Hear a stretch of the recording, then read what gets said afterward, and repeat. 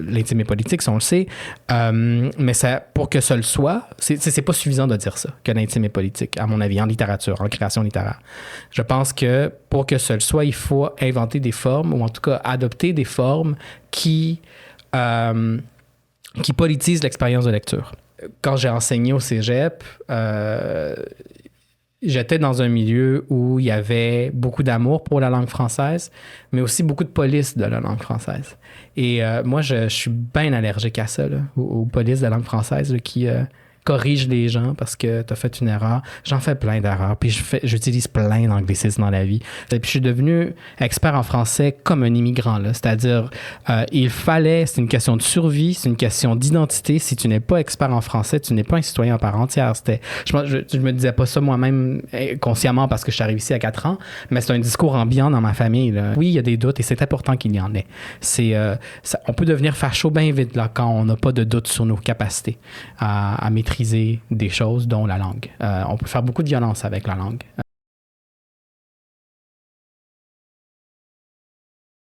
Aujourd'hui, on va parler de ton nouveau livre Vueltas. Ouais. Et quand je lisais certains passages, mais en fait beaucoup de passages, je me disais, je peux relate, ou comme j'arrive à comprendre. Puis j'ai hâte de te poser plein de questions. Mais peut-être avant de commencer, est-ce que tu peux te présenter, parler de ton parcours? Alors, je m'appelle Nicolas Dawson.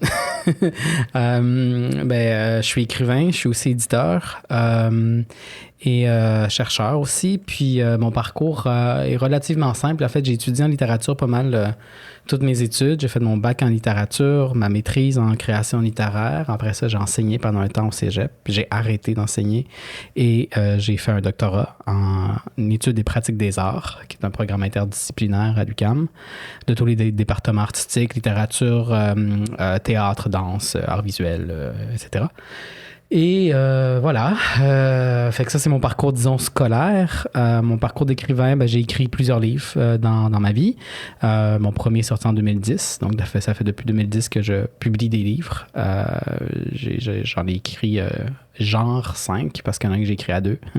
Puis, je dirige souvent des collectifs aussi. Ça, c'est vraiment le fun à faire. Fait que voilà, c'est un peu ça mon parcours, je dirais. Sur le plan littéraire, là, c'est ça. Mm-hmm. De toute façon, on va parler de ton parcours en explorant Vueltas parce que tu en parles justement. Est-ce que, avant de rentrer et de plonger dedans, est-ce que tu peux me décrire un peu en quelques mots comment tu vois ton livre ou une petite description par rapport à ça? C'est un drôle de livre. J'ai du mal à le placer dans ma production littéraire avec une amie. Je parlais l'autre fois, qui est écrivaine aussi, qui a écrit plusieurs livres. Je pense qu'elle en a écrit 6 à peu près.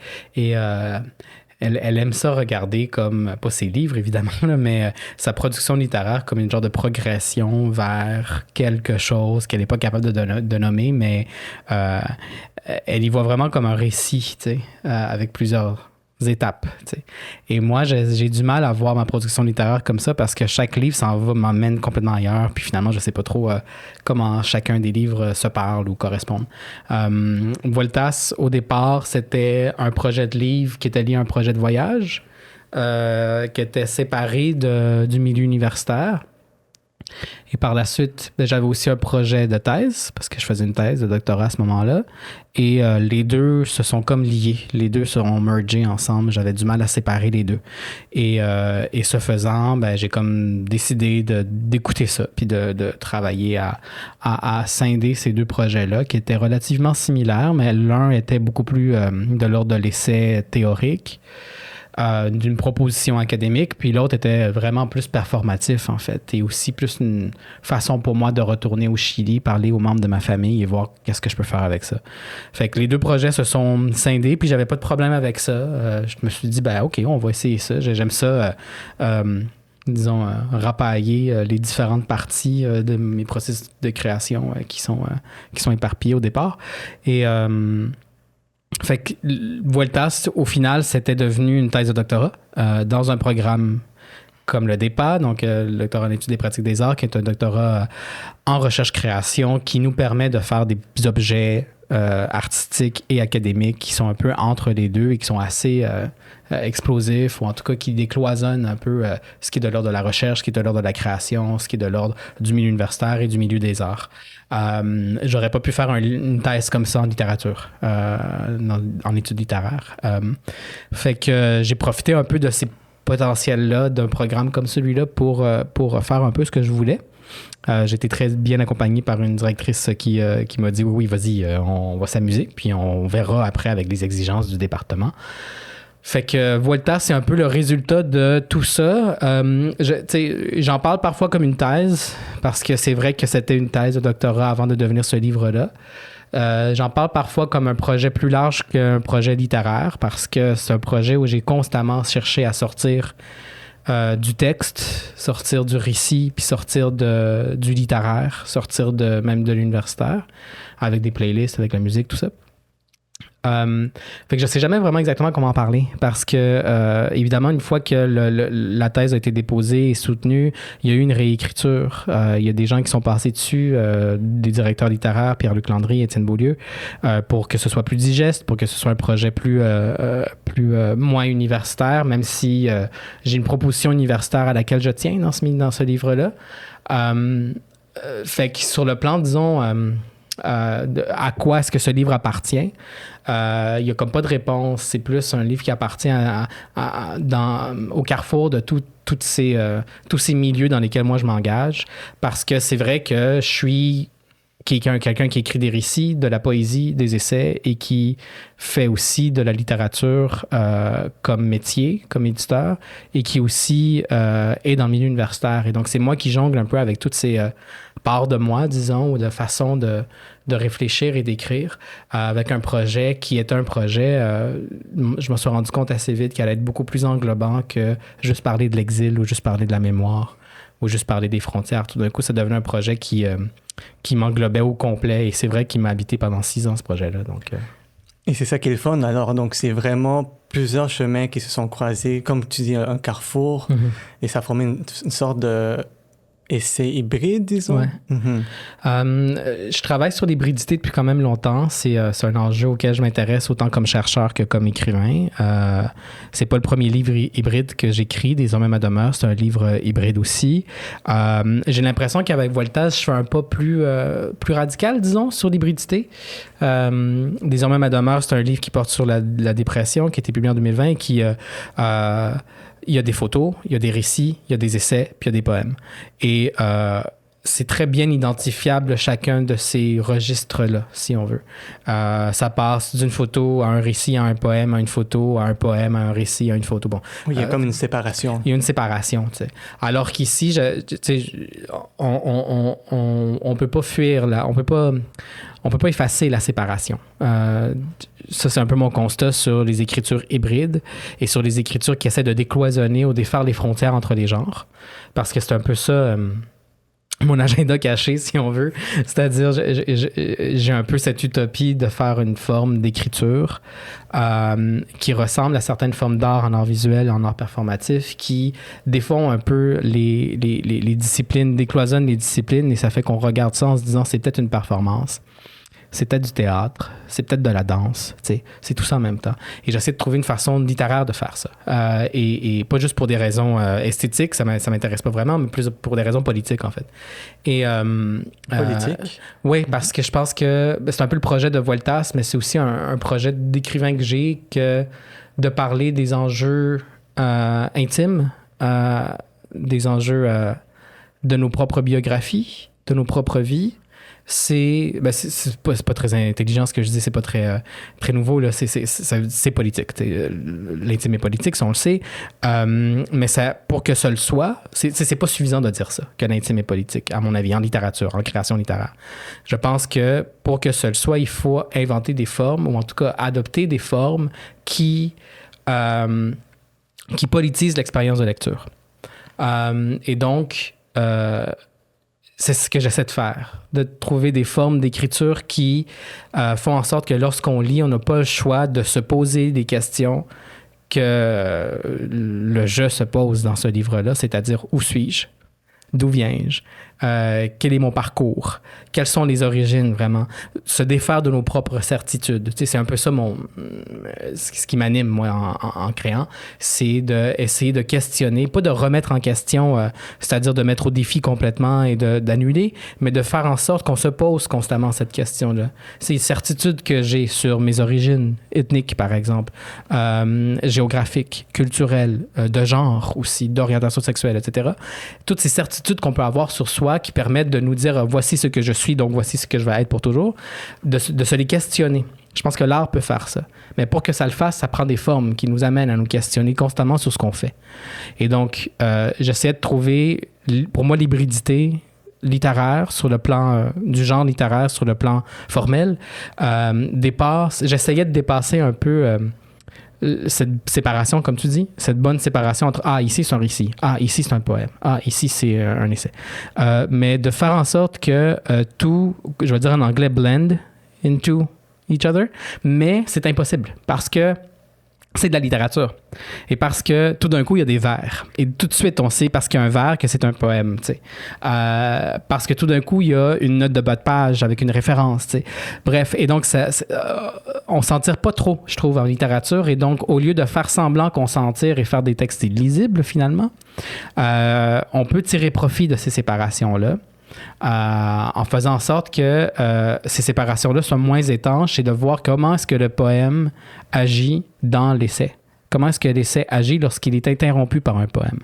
Et donc, c'est un peu ça que j'essayais d'explorer ici, pour un peu moins séparer ici une section d'essai, ici une section de poème, mais plutôt de faire de vraiment séparer 2 paragraphes d'essai avec un poème dedans, mettre un code QR à côté d'un poème pour sortir du texte et aller vers des montages sonores, vers des playlists, des chansons, etc. Donc, pour essayer constamment de travailler aussi et les frontières entre les genres et les marges à l'extérieur des textes. Pour moi, c'est une façon de proposer une lecture qui n'est pas en soi politique, mais qui a un potentiel politique, qui est politisante, disons. Et ce que j'ai vraiment apprécié de ce que tu viens de mentionner aussi, c'est de tirer profit. Donc, il y a plusieurs genres ou plusieurs façons de profiter de ces façons d'écrire, mais aussi tu essaies de tirer profit en utilisant plusieurs langues aussi dans ton essai. Mm-hmm. On pose souvent la question pourquoi, en fait, et qu'est-ce que j'obtiens, à quoi j'arrive en utilisant le français, l'anglais et l'espagnol dans mes textes. La raison la plus bête et la première, c'est parce que ce sont 3 langues que je parle, que je parle très bien, dont je suis assez expert. Mais la deuxième, qui contredit un peu la première, c'est que il y a une hiérarchie dans mon rapport aux langues. Je parle français. Ma langue maternelle, c'est l'espagnol, mais c'est la langue que je parle le moins bien. Mon anglais est très slang, mais en même temps, presque pour Vueltas, au moins la moitié des ouvrages de référence que je lisais, sur lesquels, les épistémologies même dans lesquelles je m'inscrivais, étaient en anglais. Fait que c'est aussi une langue très académique pour moi. Puis, il y a le français qui est ma langue, c'est-à-dire l'espagnol qui est une langue lacunaire, qui est une langue très émotive, mais qui est une langue aussi musicale pour moi, dans le sens où j'écoute beaucoup de musique en espagnol. Une langue familiale, une langue du souvenir, une langue qui est toujours à refaire parce que je la parle mal-ish. Il y a des moments où je la parle mieux que d'autres. Quand j'étais jeune, je la parlais très mal. Puis éventuellement, je l'ai parlé un peu mieux. Puis quand je suis retourné au Chili plusieurs fois, et surtout l'avant-dernière fois pour écrire Vueltas, où j'habitais là pendant assez longtemps, seul, avec un passeport chilien, avec une carte d'identité chilienne et tout ça. Et je me suis fait des amis là-bas en revenant. Je parlais vraiment comme un Chilien. Moi-même, j'en revenais pas. Puis j'étais vraiment content. J'ai perdu la moitié de ça, ce qui est un peu triste. Je suis retourné au Chili l'année passée et mes amis là-bas me disaient « Ah, tu parles moins bien espagnol maintenant. » Puis ça faisait juste quelque chose comme 6 ans, tu sais. Mais c'est justement là où je pouvais relate, justement, parce que, disons même moi, quand je visite le Pérou pour visiter ma famille, les premiers jours, j'ai l'impression que je suis extrêmement rouillé. Ouais. Et, je cherche ces mots constamment. Puis moi, ça me donne l'impression de Puis je dis ça parce que j'ai fait de la natation quand j'étais jeune. Puis j'haïssais ça, mais j'ai fait ça pendant plusieurs années de la compétition. Là. Puis c'était obligé par mes parents. Puis ma soeur aimait ça, fait que je suivais. T'sais. Puis éventuellement, quand on a déménagé en banlieue, j'ai fait de mon coming out. Puis j'ai dit j'haïs ça, je veux plus faire ça. Puis j'ai arrêté du jour au lendemain. Ce qui fait que j'étais un expert nageur. Mais maintenant, je nage bien. Mais les premières secondes, je suis comme... j'ai plus de souffle, j'ai l'impression de pas savoir comment nager. Puis j'ai un peu la même impression en espagnol. Quand ça fait longtemps que je parle pas espagnol, je n'entends pas l'espagnol. Je me mets à parler espagnol, puis je me sens rouillé. Je dis des mots en français alors que je sais c'est quoi le mot en espagnol, bref. Ouais, parce que parfois, ça prend du temps aussi. Quand ça fait un petit bout, tu l'as pas parlé, tu connais le mot, mais c'est comme... il est un peu loin dans tes souvenirs. Puis aussi, c'est que ben, tu dois vivre la même chose. On parle pas espagnol dans les mêmes contextes qu'on parle les autres langues. Et moi, je parle espagnol surtout avec mes parents ici. Puis c'est tout, à peu près. J'ai quelques amis avec qui, parfois, on switch à l'espagnol sans s'en rendre compte parce que c'est des personnes hispanophones. C'est un switch qui n'est pas naturel pour moi. Ça vient toujours de l'autre. Ça vient jamais de moi. C'est toujours l'autre qui switch en espagnol et moi, je suis. Mais c'est tout, tu sais. La langue quotidienne, la langue des jokes, la langue de la maison chez moi, la langue de lecture, ma langue d'écriture, ma langue d'enseignement, c'est en français, tu sais. Donc, je suis super expert en français. Puis, je suis devenu expert en français comme un immigrant, là. C'est-à-dire, c'est une question de survie, c'est une question d'identité. Si tu n'es pas expert en français, tu n'es pas un citoyen à part entière. Je me disais pas ça moi-même consciemment parce que je suis arrivé ici à 4 ans, mais c'est un discours ambiant dans ma famille. Là, et ça fait que c'est pour ça que ma soeur, mon frère et moi, on est sortis de là, de l'immigration, après quelques années après avoir immigré, trilingue, expert, tu sais, très, très rapidement, parce que c'était un peu notre part de la survie. Mes parents avaient tout l'autre fardeau, qui était le fardeau économique, le fardeau, de vie sociale et tout ça, mais nous, le fardeau qu'on avait, c'était d'apprendre la langue le mieux possible, et en français, pour moi, c'est devenu, c'est une évidence qu'il fallait que je sois irréprochable en français. Est-ce que c'était comme aussi une façon, un mode de survie? Moi, je m'en suis pas rendu compte, tu sais, parce que j'étais trop jeune. Mais en fait, le point de départ, pour moi, là, j'ai un souvenir très vif de ça, c'est quand on est arrivé au Québec. On est arrivé au Québec quand j'avais 4 ans et c'était pendant les fêtes, à Noël. Et donc, ma soeur et moi, j'avais 4 ans. Donc, ma soeur avait 7 ans. Puis mon frère avait 14 ans. Et donc, mon frère est arrivé en secondaire 4, ici, en plein milieu de secondaire 4. Ma soeur en plein milieu de sa première année. Non, deuxième année, en tout cas, primaire. Et donc, les deux ont commencé l'école immédiatement. Après les vacances de Noël, dès janvier, on commencé l'école d'accueil pour apprendre le français, pour être accueilli, l'école faite pour les immigrants. Moi, j'étais trop jeune pour commencer l'école, j'avais 4 ans. Fait que je restais tout seul à la maison avec ma mère. Et c'était pas très long, mais pendant toute cette moitié d'année-là, d'année scolaire, donc disons de janvier à juin, je voyais progressivement ma soeur et mon frère parler une nouvelle langue. Parler dans une langue que je ne comprenais pas. Et je me souviens qu'il y avait une part d'angoisse chez moi de voir mes proches s'exprimer dans une langue que je ne comprenais pas. Je comprenais très bien que c'était la langue qu'on parlait dans le pays dans lequel on était. Il faut dire aussi que mon père était prof d'anglais au Chili. Donc, l'anglais, c'était une langue qui circulait. C'est-à-dire que c'est pas une langue qu'on parlait à la maison, mais c'est une langue dont je connaissais vraiment l'existence très, très jeune enfant.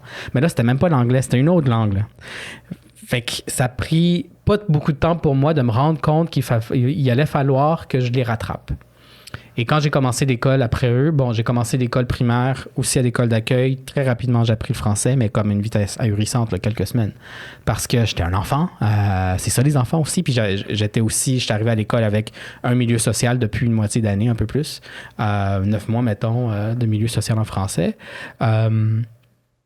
Et donc, je les ai rattrapés vraiment vite. Et c'est après les avoir rattrapés, et c'est surtout en écrivant Voltasse, en écrivant d'autres choses aussi. J'ai écrit un livre avec une amie, Karine Rousseau, où je parle de ça, où je me suis rendu compte de ça comme une genre d'épiphanie de « je pense qu'à ce moment-là, je comprenais qu'il y avait une part de survie dans le fait d'apprendre une langue, qui était celle, en fait, de pouvoir... c'est simple, de juste pouvoir interagir avec les gens autour de moi. C'était pas de point de vue vraiment social, national, mais plus vraiment familial. C'était ma soeur et mon frère. Mais c'est des symboles, ça. En fait, en réalité, c'était pour pouvoir interagir avec autrui en général, tu sais. Voilà. Puis après ça, ben, ça a comme changé quelque chose pour moi dans mon rapport aux langues. C'est à ça que je voulais en venir tantôt pour l'écriture, c'est que puisque on peut mal parler sa langue maternelle, mais aussi bien la parler, puis passer de « je suis vraiment rendu bon en espagnol » à « j'ai perdu un peu de mon espagnol ». Pour écrire Vueltas, j'ai dit que la moitié des sources que j'ai utilisées étaient écrites en anglais. Puis l'autre moitié, cette moitié de moitié, donc 25%, c'était en français, puis l'autre, c'était en espagnol. Puis il y a beaucoup d'ouvrages que j'ai lus en espagnol, d'ouvrages académiques. Jusque-là, je ne lisais que rarement en espagnol. Je lisais un peu de poésie en espagnol parfois. Mais c'est tout. Je lisais pas de romans en espagnol. T'sais. Je savais lire en espagnol, mais j'étais pas un lecteur avide en espagnol. Et donc, je suis passé de lire quelques poèmes de temps en temps en espagnol à lire des ouvrages longs comme Vueltas de 300-400 pages, académiques, sur les questions postcoloniales en Amérique latine et sur les questions queer en Amérique latine. Donc, des ouvrages difficiles. Et ça a beaucoup changé mon rapport à l'espagnol. Et je me suis rendu compte qu'il y a une façon de queerer le langage. C'est-à-dire que la langue maternelle, c'est quand même une certitude assez... solide, assez fossilisé. Ma langue maternelle, c'est celle-là, donc c'est la langue de la mère, c'est la langue qui passe par le sang, c'est la langue biologique. Et en réalité, cette langue-là, pour moi, c'est celle qui est le plus grand terrain de jeu, en fait, parce que elle est constamment remise en question, parce qu'elle est lacunaire pour moi. Et donc, je demeure un peu dans cette tension entre c'est une langue que je parle mal, c'est une lacune sans cesse, mais en même temps, je peux... selon le contexte, mes lectures, mes activités, les gens que je rencontre, changer mon niveau. Et ça informe le rapport à toutes les langues, en fait. C'est vrai qu'en français, mon français, quand on est expert dans une langue, je pense, c'est parce c'est pas qu'on écrit sans faute, c'est qu'on est vraiment capable de passer d'un registre à un autre aisément, sans trop d'efforts. Je suis pas capable encore de passer d'un registre à l'autre en espagnol comme je le fais en français.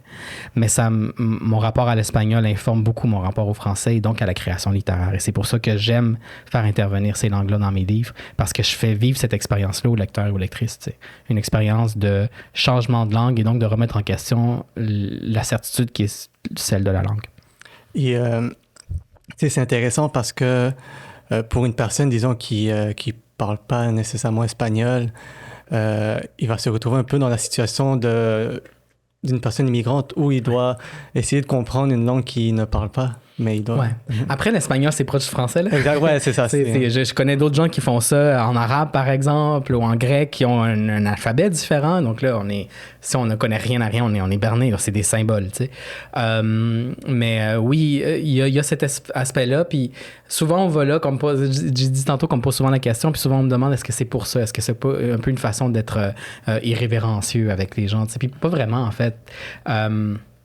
Parce que l'espagnol est proche du français, c'est assez facile de reconnaître ce qu'on dit. Ça arrive rarement, ça arrive plus dans Vueltas, là, mais ça arrive vraiment dans mes livres que ce soit des paragraphes complets qui sont en espagnol, donc traduisibles assez facilement. On a les outils aujourd'hui qui sont de plus en plus sophistiqués. Fait que c'est pas vraiment pour faire comme effet miroir, tu sais, parce que cet effet-là, moi, je l'ai vraiment pas eu souvent, tu sais, d'être l'immigrant qui cherche ses mots dans la langue d'accueil. C'est vraiment l'inverse, en fait. Je cherche mes mots plus en espagnol qu'en français.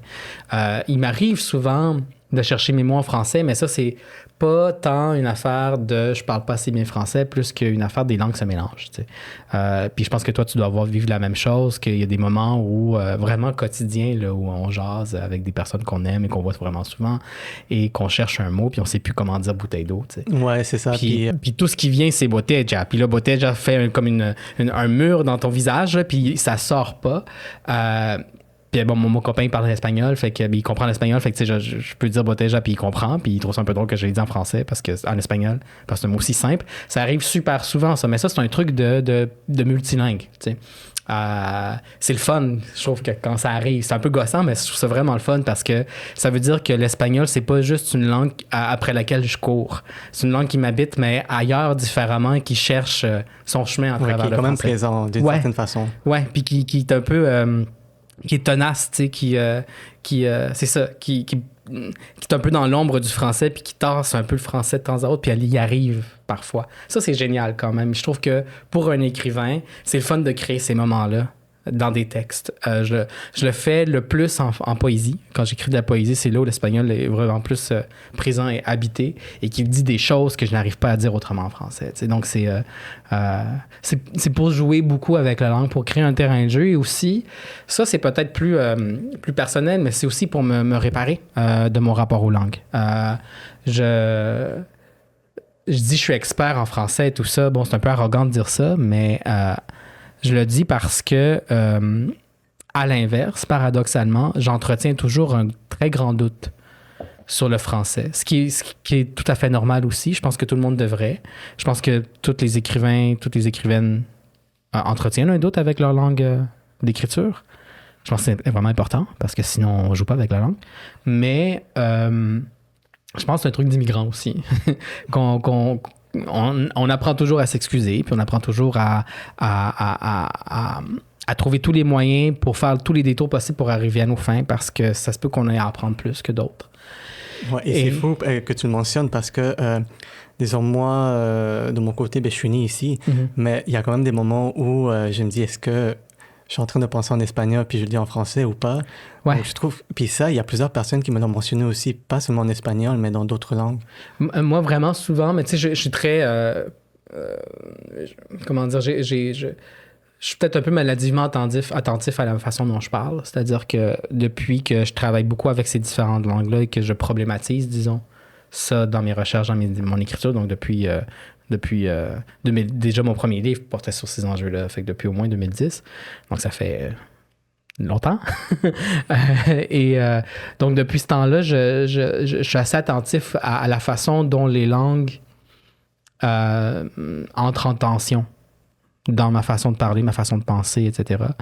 Parce que, pas tant pour catégoriser, mais plus pour essayer de savoir quoi faire lorsque ça glitch, tu sais. Quand je sais pas dire bouteille d'eau en français, c'est un glitch, tu sais. C'est un glitch du français. Et je trouve ça intéressant, ces glitches-là. Mais je dis ça parce que ça m'arrive vraiment souvent aussi de parler en français et que les gens s'en rendent pas compte que j'utilise une syntaxe qui est complètement collée à l'espagnol. Ou alors que généralement, c'est l'inverse qui m'arrive. Tu sais, généralement, c'est en espagnol que j'ai une syntaxe collée au français. Mais ça m'arrive assez souvent de parler en français, de dire des choses que les gens s'en rendent pas compte, mais que j'ai utilisé une formulation inutilement compliquée pour dire une chose très simple. Et souvent, les gens répondent en ça en reformulant ce que je viens de dire de la façon la plus simple. T'sais. Puis je dis, ouais, c'est ça. Et dans ma tête, je me dis, je l'ai dit en espagnol, mais en français, avec les mots en français, mais un chemin espagnol. Et des fois, les chemins sont pas pareils. Ils peuvent être très similaires, mais parfois, ils sont très différents. Et ça fait entretenir un doute sur notre capacité, en tout cas sur ma maîtrise du français, alors qu'intellectuellement, je sais que je le maîtrise très bien, mieux que beaucoup de gens. Donc, ça entretient un doute et ce doute-là, il est le fun, mais je sais que ça peut me prêter le flanc à toutes sortes de violences dans la vie. Quand j'ai enseigné au cégep, j'étais dans un milieu où il y avait beaucoup d'amour pour la langue française, mais aussi beaucoup de police de la langue française. Et moi, je suis bien allergique à ça, là, aux polices de la langue française là, qui corrigent les gens parce que tu as fait une erreur. J'en fais plein d'erreurs, puis j'utilise plein d'anglicismes dans la vie. C'est pas parce que je parle bien français, c'est parce que je suis habile à être dans un mode conversationnel avec des gens et en pas... je pense pas que bien parler français, c'est ne pas utiliser des anglicismes. C'est savoir quand est-ce que c'est correct d'en utiliser et quand c'est pas correct d'en utiliser, savoir comment ne pas les utiliser lorsqu'il ne faut pas. Et donc, ça a comme ajouté à mon doute, en me disant, peut-être que je suis pas assez bon en français pour être prof de français. Ça n'a pas de sens. Je veux dire, j'ai étudié en littérature, j'ai enseigné la littérature, j'ai enseigné le français, j'ai écrit en français, j'ai dit en français. Je veux dire, j'ai consacré ma vie à cette langue-là quand même. Et donc, le multilinguisme, pour moi, c'est pas tant une façon de faire effet miroir, plus que pour moi, me réparer de mon rapport aux langues. C'est que oui, il y a des doutes et c'est important qu'il y en ait. On peut devenir facho bien vite là, quand on n'a pas de doute sur nos capacités à maîtriser des choses, dont la langue. On peut faire beaucoup de violence avec la langue. Donc, je pense que c'est important de maintenir le doute. Et quand on parle de langue, on parle aussi d'identité. Ouais. Et je sais que dans une partie de ton essai, tu parles justement de cette recherche sur ton identité latino-américaine. Est-ce que tu peux m'en parler un peu Ouais. plus? Je questionne beaucoup cette idée d'identité latino-américaine. Il y a beaucoup de spécialistes qui ont écrit là-dessus aussi. C'est parce que il y a beaucoup de façons d'appeler les gens d'Amérique latine, sud-américaine, latino-américaine, latinex, des pays hispano-hablantes. Bref. Et donc, ça peut créer toutes sortes de conflits et d'exclusion aussi. Qui on inclut, qui on exclut. Ça a toujours été un problème pour moi, cette question-là de la latinité. Et je pensais pouvoir m'en débarrasser en disant on va dire les latinités parce qu'il n'y en a plus qu'une. Fine. Mais je veux dire, c'est ce que ça veut dire, tu sais. En faisant ce travail-là, je me suis rendu compte que la question de la latinité est plus complexe parce que, quelque chose de très simple, ce concept-là se modifie au fil de nos déplacements.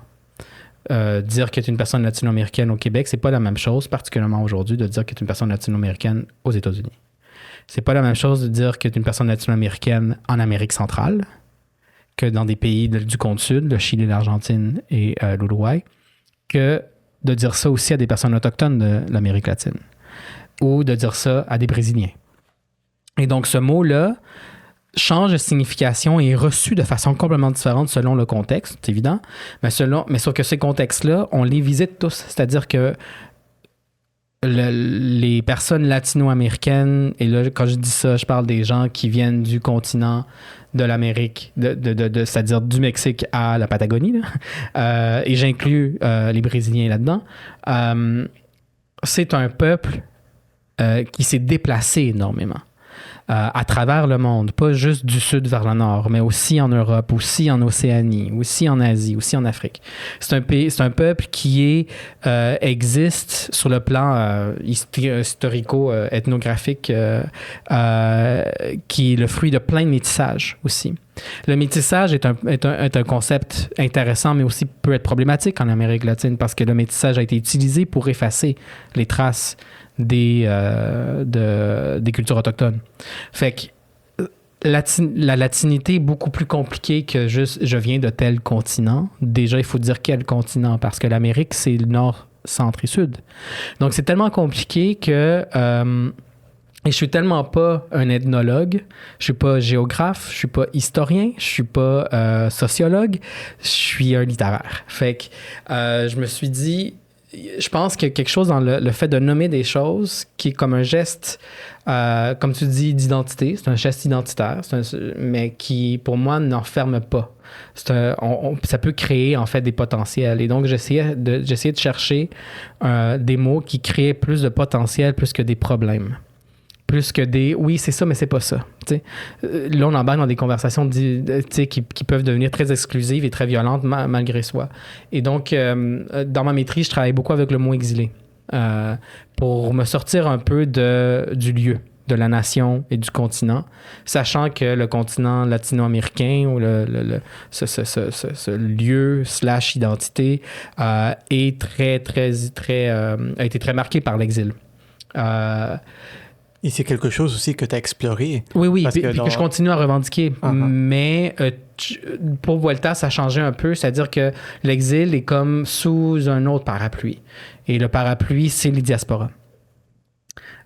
J'ai pensé que c'était peut-être plus intéressant d'étudier l'exil latino-américain et même l'identité latino-américaine à l'intérieur du concept des diasporas et des espaces diasporiques, plutôt que juste contenu dans ce qui est l'Amérique latine, avec toute son histoire. Parce que pour moi, c'est une façon de ne pas déshistoriciser ces identités-là. C'est une manière de ne pas les dépolitiser, mais aussi d'être plus inclusif qu'exclusif. C'est-à-dire d'inclure aussi toutes sortes de parcours migratoires qui pourraient être mis en question dans le concept de latinité. Je dis ça parce que quand je vais au Chili, moi-même, je le vis, tu sais, puis toi, tu dois le vivre aussi quand tu vas au Pérou. On ne nous considère pas nécessairement comme de la place, tu sais. On ne nous considère pas nécessairement comme latino-américains, même. Il y a des gens qui me disent que je suis chilien, puis des gens qui me disent que je suis canadien. Ça dépend du contexte. Est-ce qu'on parle de ma couleur de peau? Est-ce qu'on parle de mes gènes? Ou est-ce qu'on parle de ma maîtrise de l'espagnol? Est-ce qu'on parle de ma classe sociale? Parce qu'au Chili, comme à plusieurs places en Amérique latine, la question de la classe sociale va parfois déterminer si t'es un gringo ou pas. Fait que c'est déjà très exclusif. Et donc au Chili, parfois je me trouve... je me fais dire que je suis plus chilien que je le pense que je le suis. Puis il y a des fois qu'on me fait dire que je suis plus canadien que je pense que je le suis. On dit jamais, rarement québécois. Là. C'est déjà trop limité pour le Chili. À l'exception de ceux et celles qui ont vécu ici, qui savent. Mais aussi, c'est comme une façon de créer une frontière entre soi et l'autre. Et parfois, c'est des membres de la même famille. Mais moi, dans ma famille, qui est restée au Chili, parce que je suis arrivé ici avec mes parents, mon frère, ma soeur seulement, il y a une brisure par rapport à ça.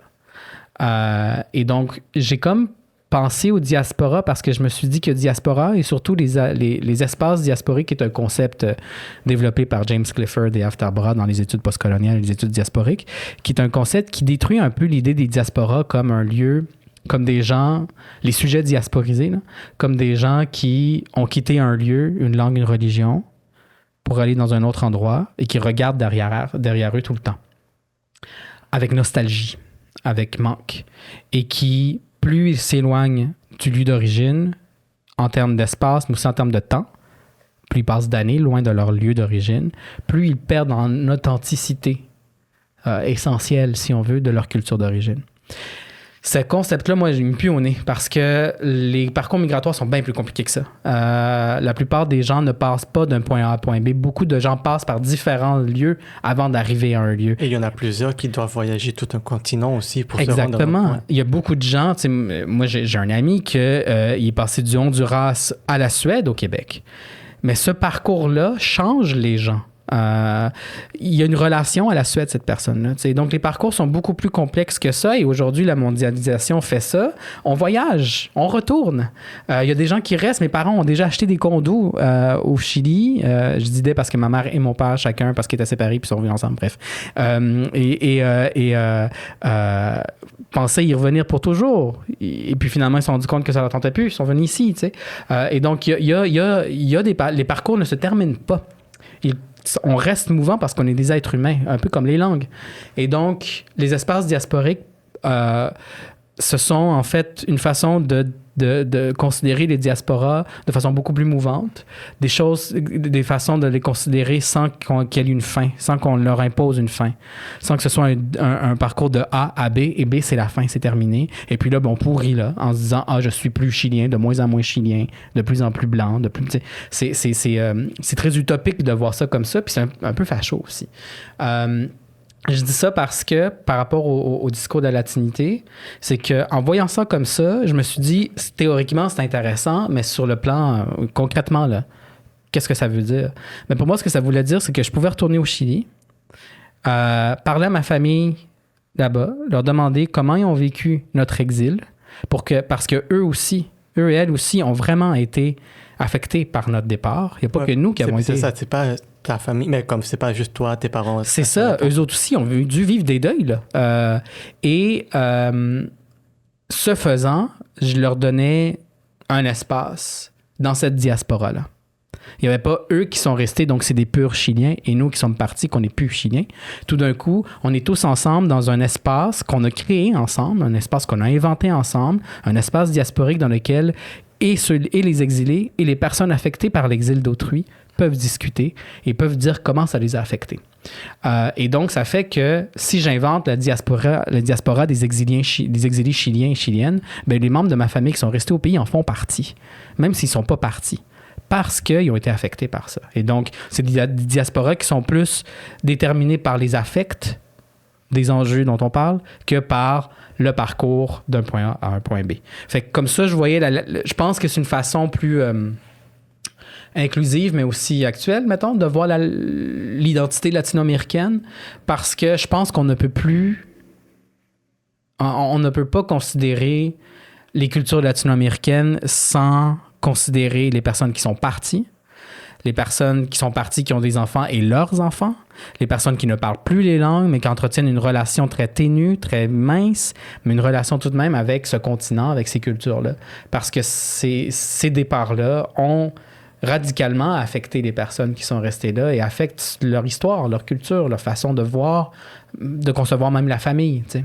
Et aussi parce que, comme tu viens de le mentionner, il y a des personnes qui se considèrent aussi latino-américaines, mais sans nécessairement parler soit l'espagnol ou le portugais. Comme quoi, il y a toute une évolution de l'identité. C'est pas juste comme si tu es latino-américain, tu es de telle façon ou de telle façon. Ouais. Puis, tu sais, moi, c'est une discussion que j'ai eue à certains moments avec différentes personnes. Puis, je trouve que c'est une discussion un peu stérile parce que c'est vrai qu'au Brésil, on utilise beaucoup moins cette notion-là pour s'identifier et je comprends pourquoi. Il faut faire attention avec ça parce que ça peut aussi donner lieu à de l'appropriation. Il peut y avoir des gens un peu comme on le voit avec les faux autochtones, là, de voir des gens qui s'approprient une identité latino-américaine parce que ce sont des conjoints ou des conjointes d'une personne, comme si mon copain se disait qu'il est latino-américain, il n'est pas pantoute là. Même s'il connaît l'Amérique latine intimement, beaucoup plus fortement que plusieurs personnes que je connais qui sont en fait biologiquement là, des personnes latino-américaines. Fait que il faut faire attention avec ça. Il faut aussi être capable de séparer certaines choses. Être latino-américain, ça veut pas dire ne pas être blanc. Parce qu'il y a des personnes blanches en Amérique latine, qui profitent de c'est différents... pas un bloc homogène. C'est ça, tu sais. Fait que je pense qu'il faut quand même essayer de voir comment différentes intersections se jouent à l'intérieur de ce concept-là. Mais moi, je suis pas du genre à jeter aux poubelles le concept en disant « Ah non, il est trop exclusif, puis c'est pas vrai, puis voilà, c'est terminé. » Moi, je pense qu'il y a des moments où je m'identifie comme une personne latino-américaine. J'ai pas de mal à le faire. Parce que c'est comme ça que je me suis construit souvent dans ma vie. Je me considère aussi comme une personne non blanche. Mais c'est pas parce que moi je me considère comme tel que toutes les personnes latino-américaines se considèrent de la même façon et que la latinité équivaut à ça.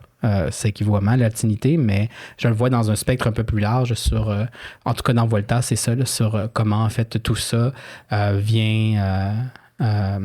jouer dans l'idée même d'appartenir à des diasporas. Ça veut dire quoi appartenir à des diasporas? C'est quand même quelque chose d'un peu flou, une diaspora, tu sais. Mm-hmm.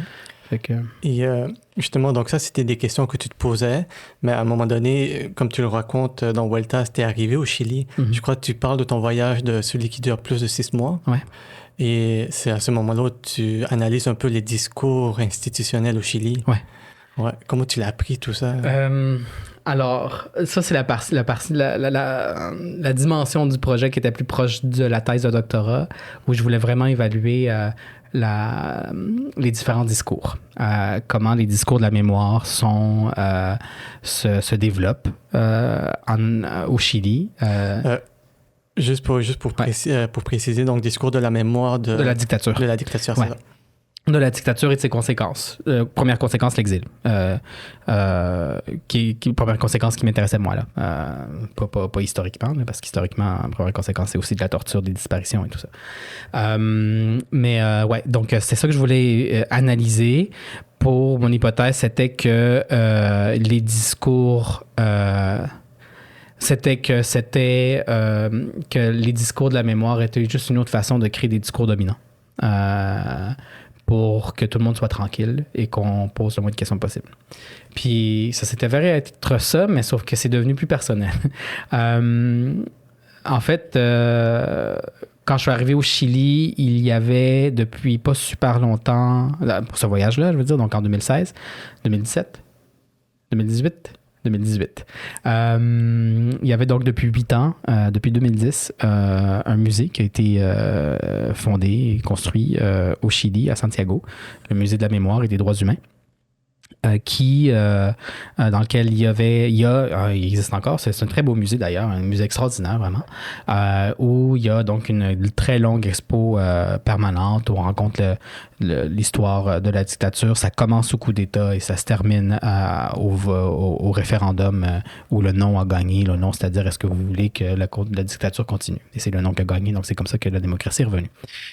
Fait que c'est tout cet espace-temps, donc toute la durée de la dictature, disons, sur le plan officiel. Déjà, ça, c'est un discours. De donner ces deux dates-là, tu sais. 73 à 89. T'sais. Déjà, ça, c'est un discours. Qu'est-ce qui est arrivé avant? On ne le dit pas. On ne dit pas comment on est arrivé à ça. Puis on ne dit pas qu'est-ce qui est arrivé après. Oui, parce que ça a des effets. C'est ça. Ils ont ajouté des choses au fur des années parce que quand cette expo-là a commencé, il y a eu beaucoup de critiques de toutes parts, hein, à gauche comme à droite. À droite, évidemment, c'était la critique classique. Vous montrez juste un côté de la médaille, c'est juste le côté des victimes. Mais à gauche aussi, il y avait des critiques, dont celle de vous invisibiliser les personnes autochtones, vous invisibiliser les personnes homosexuelles, vous ne parlez pas des exilés, etc. Il y avait juste un petit panneau dans lequel il disait qu'il y avait tant d'exilés qui étaient forcés à l'exil, donc au Chili, c'est à peu près tout. Vous oubliez les retornados, ceux qui sont retournés au Chili pendant la dictature parce que Pinochet avait levé l'interdiction à ces personnes-là de revenir. Fait que là, dans le journal, ils ont publié une liste de noms d'exilés qui étaient partis, qui avaient le droit de revenir. Ces gens-là sont venus. Puis après ça, ça crée des générations de gens qui sont revenus après la fin de la dictature.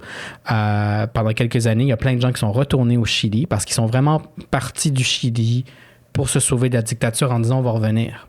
Ils sont revenus dans un pays complètement transformé, qu'ils ne reconnaissaient plus, donc qui étaient presque des immigrants dans leur propre pays, avec des enfants.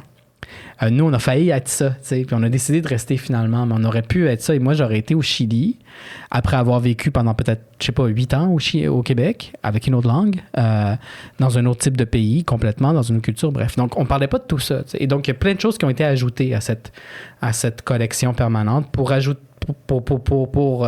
réparer un peu les oublis, les personnes qu'on a invisibilisées. Et donc, j'ai comme étudié un peu ce discours-là, étudié les discours aussi des différentes institutions, l'Institut des droits humains du Chili, différentes institutions comme celle-là, des discours historiques aussi, de la manière dont ils ont développé l'histoire de la dictature, des discours pédagogiques aussi, comment est-ce qu'on parle de la dictature dans les écoles, ça correspondait beaucoup à la manière dont mon père parlait de la dictature. Et puis par la suite, j'ai essayé d'avoir le même avis sur l'exil. Et puis là, j'étais devant rien. Tout ce que j'avais, c'était l'histoire de mon père, qui était celui qui a toujours le plus parlé de l'exil dans notre famille de façon héroïque, qui disait qu'il a passé 2 jours dans un entre-toit, puis que blablabla. Bref, bon, c'est vrai, mon père est un militant, c'était un syndicaliste, il a frôlé la mort plein de fois. Mais me semble, c'est pour ça aussi, je crois, dans un des passages, tu mentionnes que à un moment donné, tu t'es dit, je veux en parler, mais plutôt juste avec les femmes. Exactement. Ouais, parce que ce que je voyais, c'est que le discours de mon père, je dis pas qu'il est faux, il est vrai, c'est juste que c'était toujours le même. C'était très théâtral, très répété, très coagulé. Et donc, éventuellement, je me disais, c'est un peu louche parce que c'est tout le temps les mêmes mots, c'est tout le temps dans la même affaire. Et quand je suis allé au Chili, mes parents étaient déjà là, ils étaient en voyage là-bas, ils retournent souvent. Et j'ai commencé mes entretiens avec mon père et ma mère. Ma mère parlait très peu. Mon père recommençait, il a raconté son histoire. Puis j'étais comme, rien de nouveau ici, tu sais. Puis ma mère, elle essayait de trouver son moyen, puis finalement, elle me demandait souvent d'éteindre l'enregistreuse parce qu'elle voulait me dire des choses sur la famille. Et je voyais que son discours était plus affectif, tu sais, plus intime. Ce qui est une logique super genrée. Et ça me gossait, c'est comme ça. J'étais comme, pourquoi est-ce que l'homme doit parler en homme puis la femme doit parler en femme? Là, c'est elle qui est douce puis c'est lui qui est héroïque. Là, ça me gossait au bout. Puis après ça, j'en ai parlé avec ma famille, mes tantes et mes oncles. Et l'oncle avait le même discours que mon père, mais depuis le Chili. Et puis, je me suis rendu compte, merde, c'est les dudes. C'est les dudes qui parlent en dude. Puis après ça, j'étais comme, mais c'est ça. Le musée parle en dude. L'Institut des droits humains parle en dude. C'est-à-dire qu'ils ont tous un discours dominant, qui vise pas nécessairement à dominer, mais qui vise à dire, voici l'histoire telle qu'elle est. Elle est comme ça et c'est tout. C'est devenu une certitude à partir du moment où on l'a fait. On l'a dit. Fait que je me suis dit, peut-être que c'est le temps d'aller voir ailleurs dans ça. J'ai analysé ces discours-là un peu, pas trop. Surtout celui du musée, là, j'ai encore tout un chapitre, mais après, je me suis dit, là, je vais arrêter d'écouter les hommes qui d'ailleurs tue les femmes pour parler de leur souffrance. Là. Il parle toujours des femmes mortes pour pouvoir pleurer. Il pleure pas à cause de la torture puis des disparitions et tout ça. Il pleure parce que leur père est mort. Genre. Donc, c'est, comme tu le mentionnes, c'est un discours dominant, mais aussi binaire. Binaire, puis genré, là. Puis je voulais me sortir de ça, mais en même temps, je peux pas me sortir de ça si c'est cette culture-là qu'il y a dans ma famille, tu sais. Je peux pas réinventer la culture dans ma famille. Et donc, dans une culture genrée, je vais choisir le genre minorisé, qui est pourtant en nombre, le genre majoritaire dans ma famille. Les hommes sont pas nombreux. Il y a surtout des femmes dans ma famille au Chili. Et donc, je suis allé voir ces femmes-là, mes tantes, tu sais. Et là, tout a changé. T'sais, là, la méthode était différente. C'était pas une question de s'asseoir dans un salon pour avoir un entretien comme ici. C'était de souper ensemble. Je fais le souper avec elles. On passe la journée ensemble. On boit, On choisit le moment dans lequel on va parler de ces enjeux-là en se disant qu'on va parler de ça après souper. Mais évidemment, c'est pas après souper qu'on en parle. C'est tout de suite pendant le souper parce que on est des êtres humains. C'est très fluide aussi. C'est ça, tu sais. Et donc, le moment de partir, l'enregistreuse est comme flou. Je sais pas exactement quand je dois le partir. Je le pars un peu n'importe où. Il y a plein de bruit. On s'arrête. Il y a des enfants.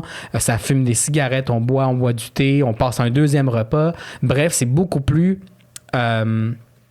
organique, beaucoup plus fluide, beaucoup plus proche de la vie réelle. Et non pas...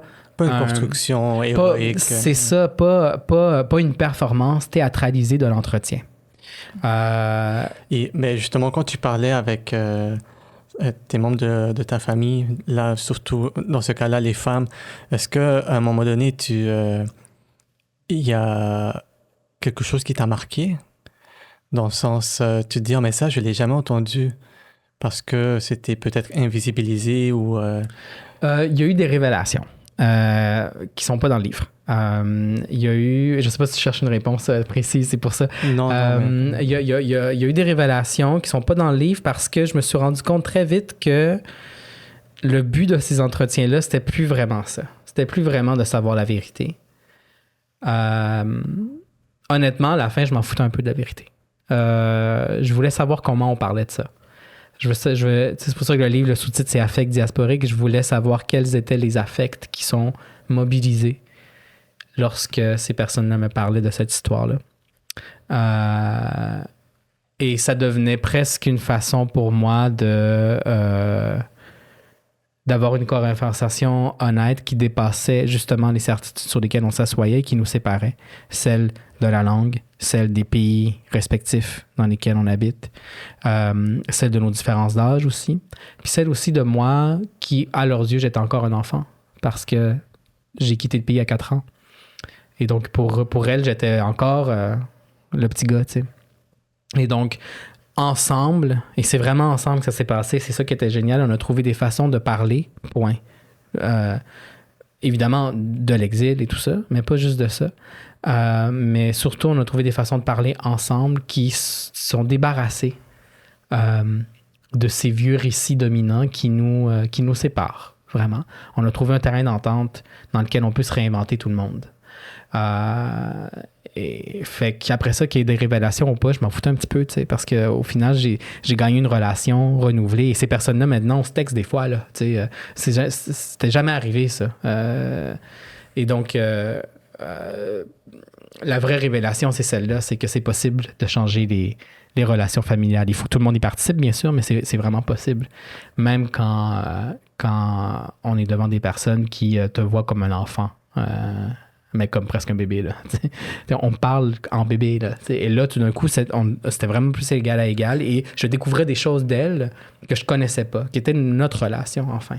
Mm-hmm. Donc, c'est comme si tout d'un coup, il y a comme une relation horizontale qui s'installe. Oui, c'est ça. Ouais.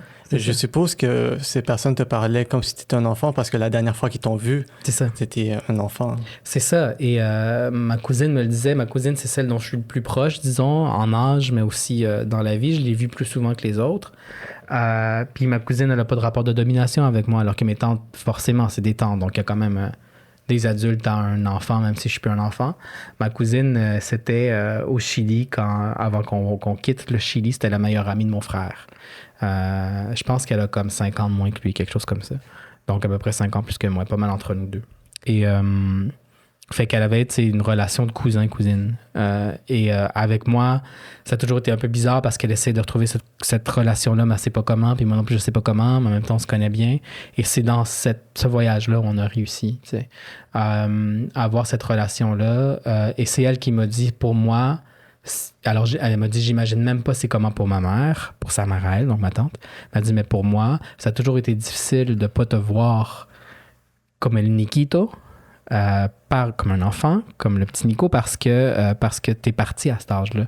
Et donc, quand on te voit, quand tu nous parles, on peut pas... On sait devant qui on est, tu sais, mais elle dit, mais on peut pas se défaire de ce souvenir-là. Puis le souvenir, qui était si douloureux qu'il revient à chaque fois que t'es là, tu sais.